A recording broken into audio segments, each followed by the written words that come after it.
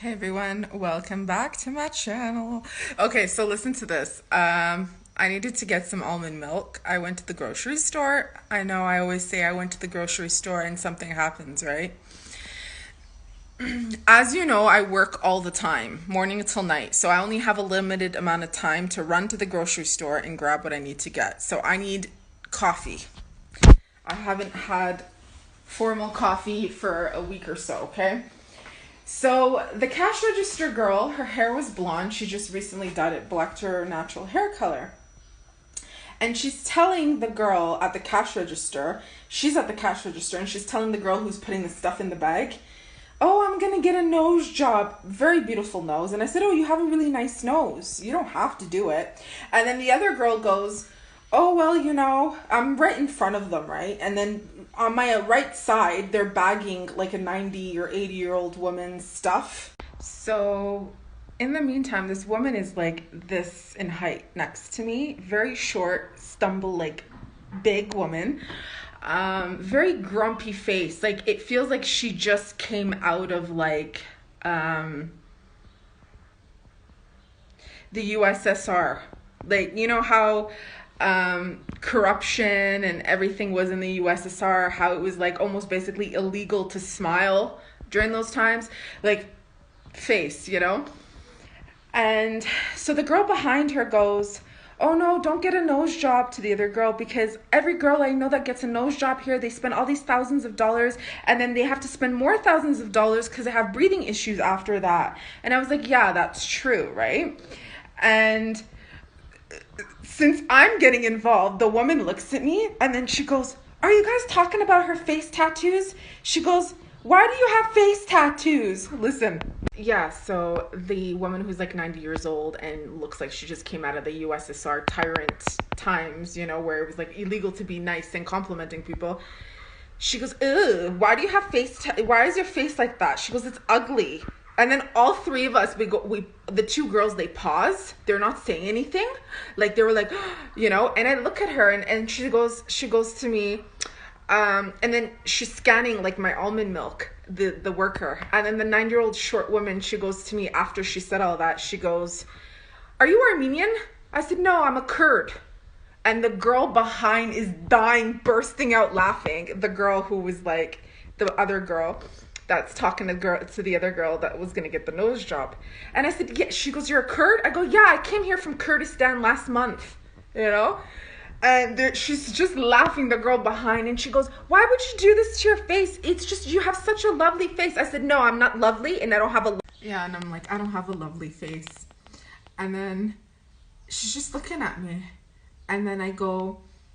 And then the woman, there's another woman behind me. She's like trying to look at my face, like, why, what's wrong with my face, And this is the second time this has happened. The first one, the woman was nicer. This one, but they're always like 70 plus, okay? The two times. And they're women. Nobody else has ever said anything like negative.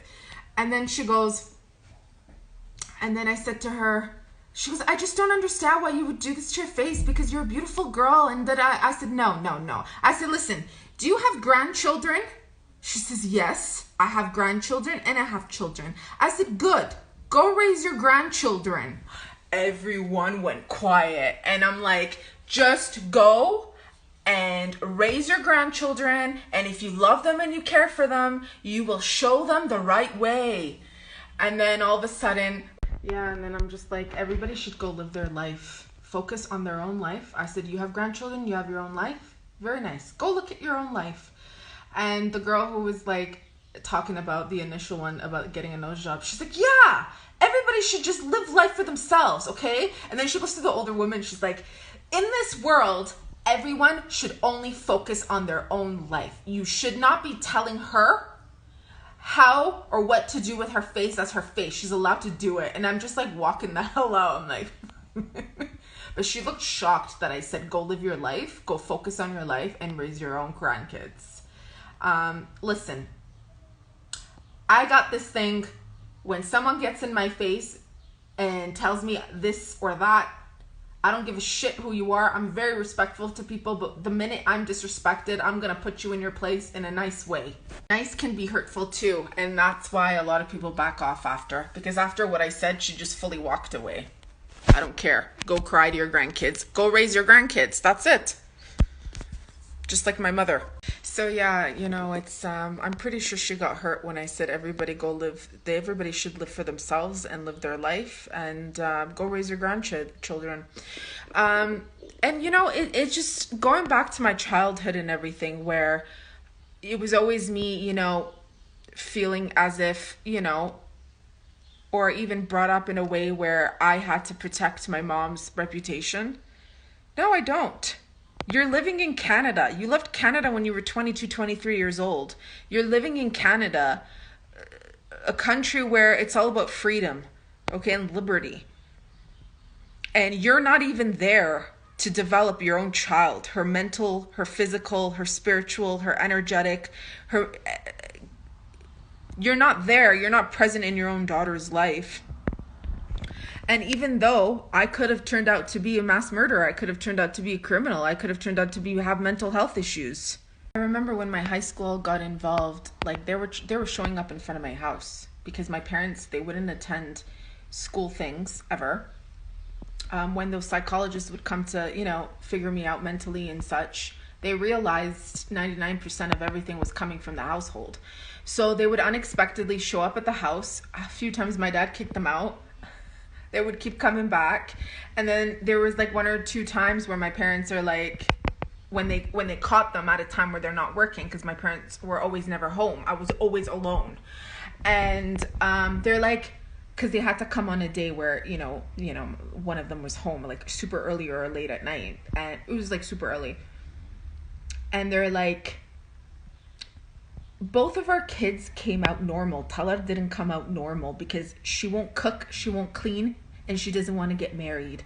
And the psychologist is like, you brought kids into this world because you expect them to cook and clean. So the reason why you cannot, as parents, like permanently get rid of like these kind of situations is because it's part of the legal system where it's the responsibility when your kid is underage, even when they're teenagers, to raise them, to make sure they're doing their work, to make sure you have a platform, a foundation for them, so that have a solid way of learning and being healthy mentally, but you know, body, mind, and soul. And they realized the problems are at home. So if they keep kicking them out, if my parents were keep kicking them out and telling them, oh, Talat is a problem child because she doesn't want to get married, and I was like 14, 15, 16, 17 at the time, they're looking at it like the government has every right to take that child away from you then. So they had to comply. And then SARS broke out. SARS came out, everything stalled, it stopped. Okay? So I think SARS, people weren't allowed to go to school or anything for like 2.5 years. So after that time frame, I think I was like almost 18 years old. I was 17. Yeah, I was 17 years old. They tried to get me back into school and they're like, just come in. You don't even have to wear Catholic school outfits, you know, uniform, which I was like the only student that would ever not have to. And everybody was like, they would on the PA, they're like, we're going to change the legal system in our schools, how the way the kids are learning, how the way the kids are being assessed and everything. And because I helped shift that and change that with the psychologists and everything. And, they were going to take me out in a sense of they were going to remove me from my family and the government would have raised me. But then I was about to turn 18 and that's when the government was going to give me a house. And then I chose my family. They were going to pay for my tuition to be a psychologist. Okay, I just had a client call. So I was saying that, you know, I would have been in a state where I would have been raised by the government on multiple occasions. It was going to happen when I was a little girl, from 2 years old, from 5 years old, from 6 years old, from 10, 12, 13, 14, 16, 17, onwards. Because there was so many cases where it was going to happen. But then my mom had to come up with, you know, her little tactics. Then she got family friends to come up with tactics. She had me to come up with tactics to protect the family. And what happens with a girl when she's raised to lie to protect the family, she is betraying herself because she forgets who she is. She's taught to believe that this isn't real. This isn't happening to her. Okay, so now what we're doing is we're fast forwarding into 2023 in Armenia, where I'm living for the past 5 years by myself, doing everything on my own, okay? Clearly, that was a training from when I was younger to where I am now, okay? Yes, we live in a completely different country. You know, Armenia was part of the USSR, an ex-communist country, okay? Where everybody would do everything dirty in the book, but they made it look like they're clean Christians. Very similar to my tyrannical mother living in Canada that left Syria when she was 23 years old, okay? Very similar concept and mentality. Now, but you have to understand, in 2023, there's European, North American, and other kinds of human rights advocacy here in Armenia, where communism, I'm gonna sit straight, where communism no longer exists, okay? Communism doesn't exist here anymore. The Russians itself are over the Soviet times. And we're not going to talk about Putin and his ways, and with these human rights advocacy that is here, everyone in Armenia is entitled to live their life according to what they feel is fit. And so I had to leave Canada. That's how tyrannical my family is. That no matter where I go, my family would try to ruin my reputation, try to ruin my happiness, try to distort everything. That they even came here and tried that on me, and they were somewhat successful to a certain point. But now I will not let it happen because I've cut off fucking ties with them. I don't care. I'm not forgiving. I don't care. I'm not protecting. That's why I keep talking. I'm not covering up. And for those people out there, whether they know this or not, I don't need to anymore protect my mother. My mother never defended me growing up. She didn't fucking raise me when I grew up. I raised myself. What about me? Oh, I have to sit there and be like, oh, she's my mother. It's because every time I do that, she comes in and she fucks something else up. Intentionally. Intentionally. Because it makes her feel good. No. What about poor me? What about poor me in my future? I could have had a lot more money in the bank. I've always been a very practical, logical, future-oriented girl. I could have had many more houses in the world. I was my mother's punching bag for over 30 years. Over 34 years of my life, I was her punching bag. She needed someone to throw her anger, resentment, remorse, guilt, her curses. She needed it because she's not someone who looks at herself and says, you know what? How do I work on this? You know what? How do I be a better person? You know what? Maybe I have a mental, emotional, spiritual problem. I need to go seek help. I need to go get counseling. Never.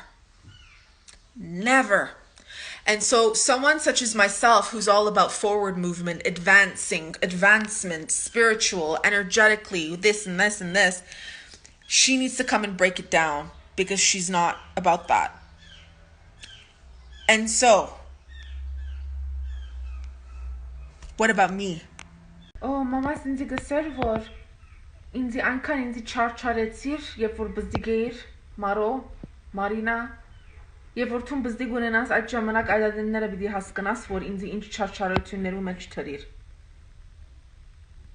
Ինձի ինչքան չարչարեցիր. And that's why she says to me, you know, when you were born and until now, you resemble me. Your face is a little similar to how I looked when I was younger. So I'm letting out my anger on you rather than myself because I see myself through you. That's what she has always told me. instead of her actually making her daughter's life better, she would look at me like I was her, hurting her own mother, except I wasn't hurting her, she was hurting me. And she was so angered at the fact that she hurt her mother that she used that to throw at me even more, amplified 3 times harder, because she was horrible to her mom and she was horrible to me because she couldn't. So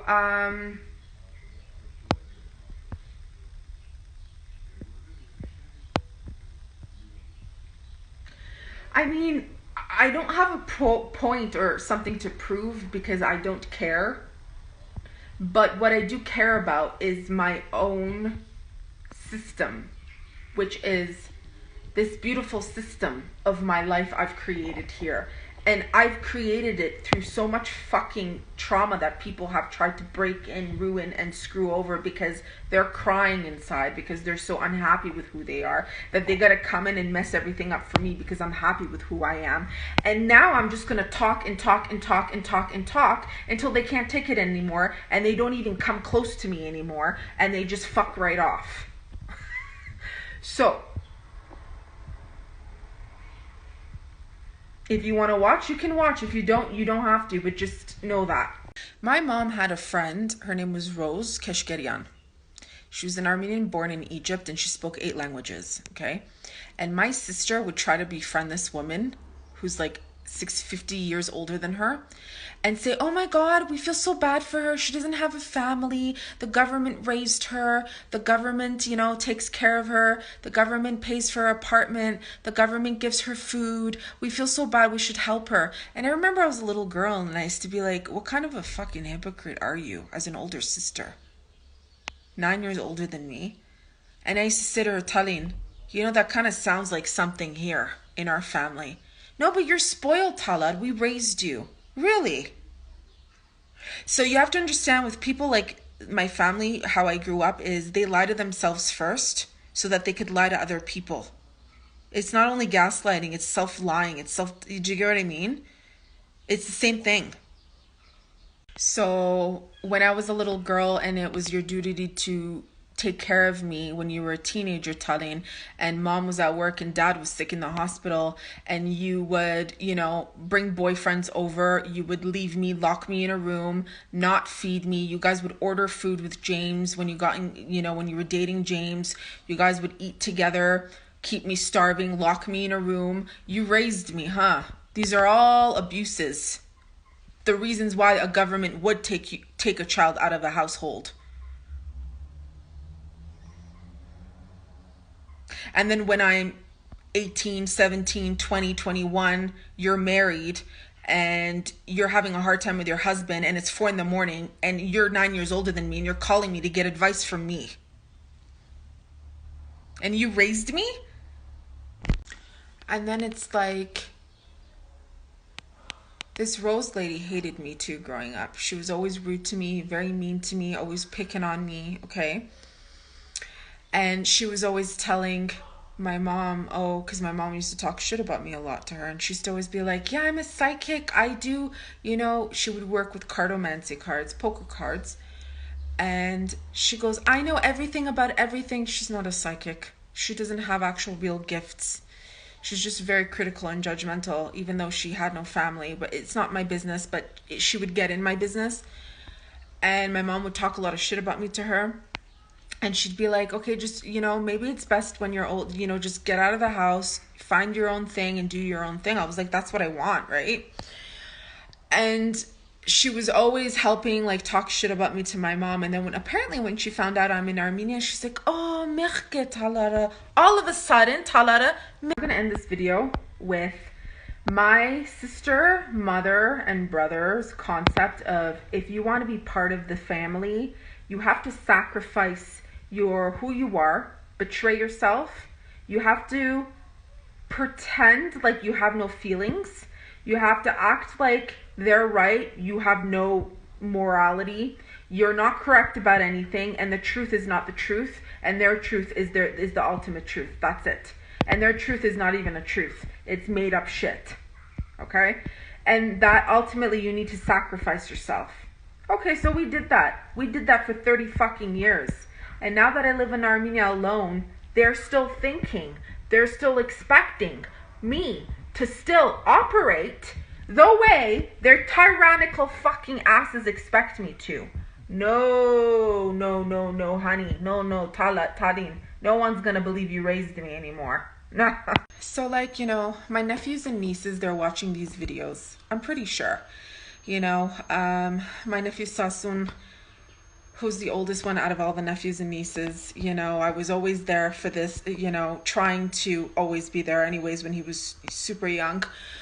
And then there was a huge sprout of time where I disappeared, and I had gifted, you know, some, you know, things to them, and they're gonna wonder because their mother, my sister Tallene, is gonna bamboozle them and lie to them and lie to them and lie to them. You could get raped and my sister would still deny that you got raped. That's what she does. She'll make you think that's not rape. She'll make you think it's something else. My mom is the same. You can have all the proof. They'll say that wasn't me. That was your delusion of someone that looked like me. So I'm making these videos. When I say me, I'm talking about them. Like if there's a video of them beating someone up, if there's a video of them witnessing a rape, they'll say that wasn't them. There's all the proof in the world.